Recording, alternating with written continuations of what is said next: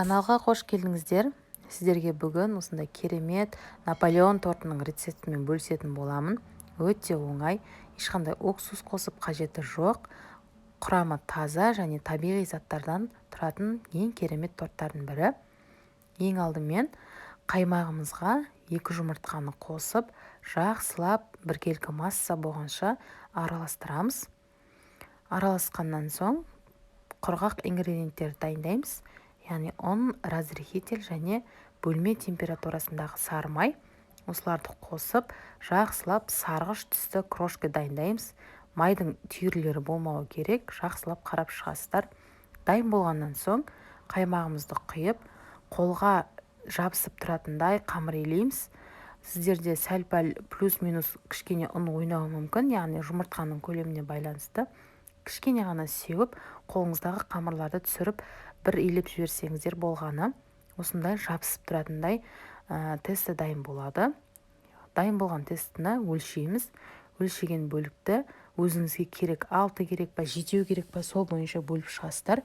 Менде бұл жерде 6 бөлікке бөлдім. Где-то бір 100-110 граммнан шықты әрқайсысы. Осылай барлығын кезек-кезек бөліп, дөңгелектеп, оны 2-3 сағатқа немесе 5-6 сағатқа тоңазытқышқа қоясыздар. Сол кезде қамыр қатып, жұмыс істеуге ыңғайлы, әдемі қамырлар дайын болады.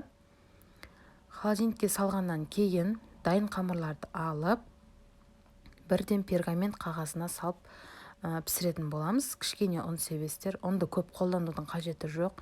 Әйтпесе қалың және қатты болып кетеді. Осылай жайып, кальцоны өлшеп аламын. Мен бірден кеспеймін.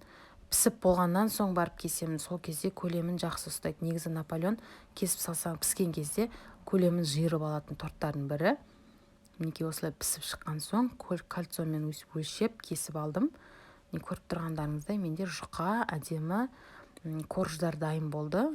Дайын болған корждарды кальцода жинаймын. Менде сливки мен сгущенка қосылған крем, сахарный пудра қоссаңыздар да болады. Осылай коржды, кремді жағып, тортты жинайтын боламын. Жинаған соң мен бір күнге холодильникке қалдырдым. Формасын жақсы ұстаған тортты жақсылап әрлеп шығамыз. Яғни жиектен қалғандарды қолмен үгітеміз. Блендерге салып қажеті жоқ. Қолмен үгіткенде осындай әдемі крошкалар дайын болады. Осылай әсемдеп шығасыздар. Жазу жазсаңыздар да, бетіне сахарный пудра сепсеңіздер де болады. Көріп тұрғандарыңыздай өте әдемі, жұмсақ тортымыз дайын болады. Сіздер де жасап көріңіздер. Рецепт оңай. Ұнаса лайк басыңыздар. Менің каналымның дамуына өзіңіздің үлесіңізді қосыңыздар. Сіздерге ас болсын.